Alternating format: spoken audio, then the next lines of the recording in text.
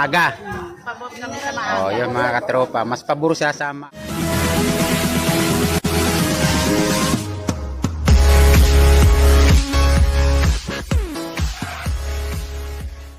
So yun, isang magandang umaga muli sa inyo mga katropa. Welcome back ulit sa ating channel. So yun mga katropa, papasyalan nga natin sa Bulungan kasi mayroong pinagbago ngayon. May pagbabago ngayon sa Bulungan. At naibalik na yung dating oras natin sa Bulungan mga katropa. Kasi ng mga ilang taon din na nagkaroon ng oras na hindi parang maraming hindi pabor sa naging oras ng bukas ng Bulungan.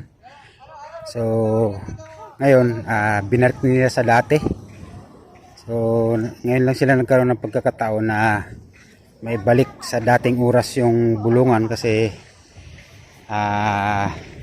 sinubukan nilang ilapit sa ating bagong mayor na si Mayor Romel Magbitang. Yun, linapit na nila kung tama bang ibalik sa dating oras yung Bulungan natin. So yun ang pagkakaalam ko, binalik naman niya parang may pinag-usapan ata at may pinapirmahan sila kay Mayor Magbitang na ganung oras yung gusto nilang mangyari sa Bulungan. So may mga iba na tumututol sa oras na gusto nang mangyari sa Bulungan. So pero ang gusto talaga ng mga ibang mga tropa ay alauna. Nang sa ganun yung mga ibang mangingisda na tama naman, no? Kasi yung mga ibang mangingisda natin na lumalaot na maaga, bawa isang area o dalawa o tatlo pa o maraming bisis pa silang umariya, aabot pa sa Bulungan, no? Kasi alauna yung bukas, no? Simula alauna hanggang paumaga na. Ibig sabihin yung mga mangingisda natin makapagharap buhay pa na maayos kasi hindi sila naghahabol sa oras. So tingnan nga natin kasi maraming agam-agam na ayaw nilang pumayag sa ganung oras kasi ganito daw, yung mamimili hindi pero dapat mamimili mag-adjust sa ating mga mangingisda mga katropa. Dapat mas paboran natin yung ating mga mangingisda, kasi sa ganun mas marami pa silang mahuling isda. So tara tingnan natin sa Bulungan kung ang pinagbago ngayon kasi sabi nila pangit daw yung na alauna magbubukas. So tara tingnan natin.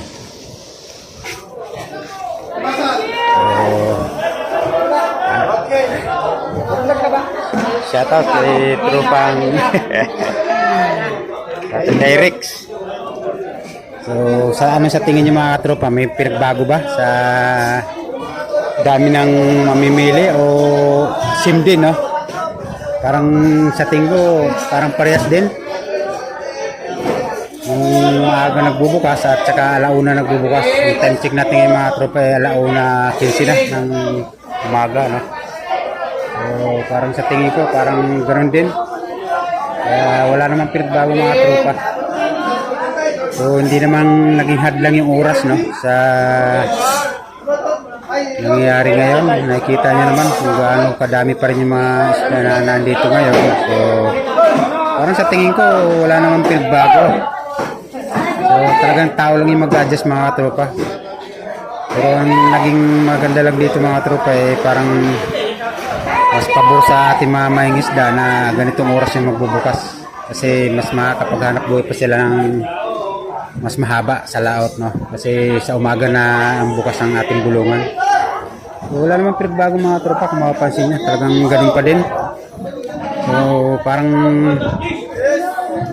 tama naman yung mga ng mga katropa natin na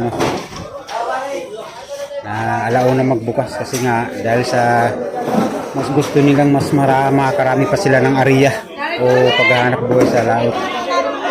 Napakadami pa rin naman. So ang daming sapsap ng mga tropa, ang dami.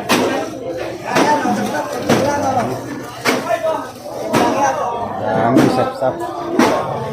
Sa tingin ko mga tropa, wala namang kaya hindi namang hadlang siguro yung oras na baguhin sa dating ng ating mga mangingisda. So talagang mag-adjust lang talaga yung mga tao, no? So, wala namang pinagbago, parang ganun pa din yung pagbubukas nila ng maaga o alauna ng madaling araw. Sa tingin ko wala namang ano, hindi naman siya naging hadlang sa mamimili. So ganun pa rin yung ano, sitwasyon.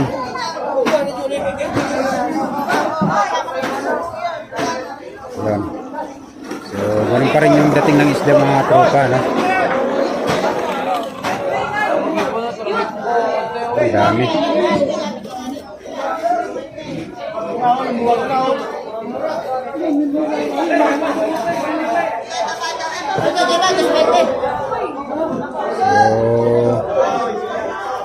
So yun mga tropa, comment na lang kung ano yung nakikita niyong pagbabago sa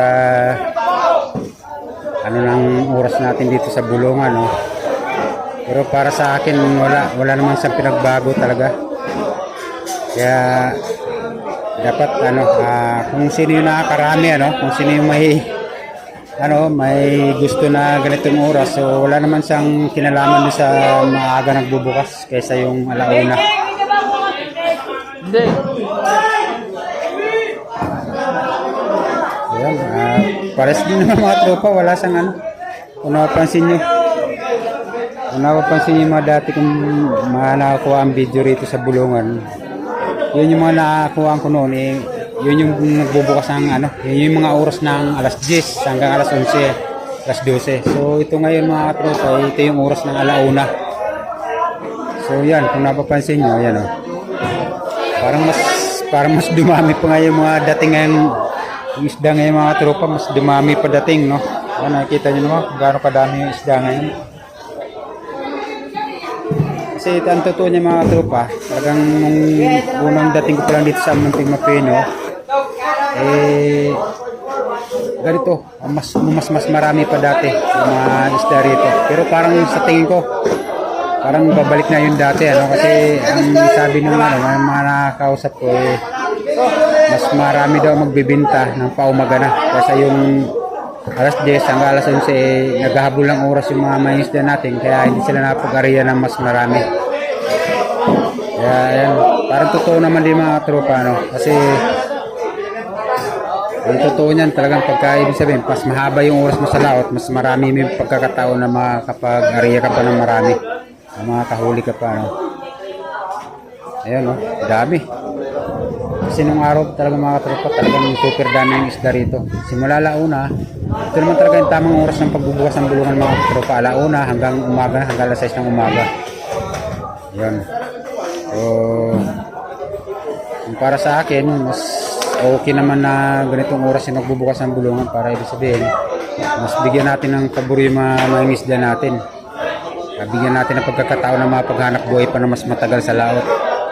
Kasi yung naghahabol ng oras, mas kukunti yung naibabagsak na isda dito. Kasi nga, nakakapag-ariya sila na mas marami. Alam nyo mga tropa, kung saan yung mas giginhawa yung buhay ng ating mga kababayan na mga isda, dun tayo. Huwag na natin ipilit yung di namang kung saan hindi siya kikita, hindi kikita yung mga isda natin. Kung saan dun sila kikita, dun tayo. Bigyan lang natin ng pagkakataon na makapaghanap buhay yung ating mga mangingisda, no?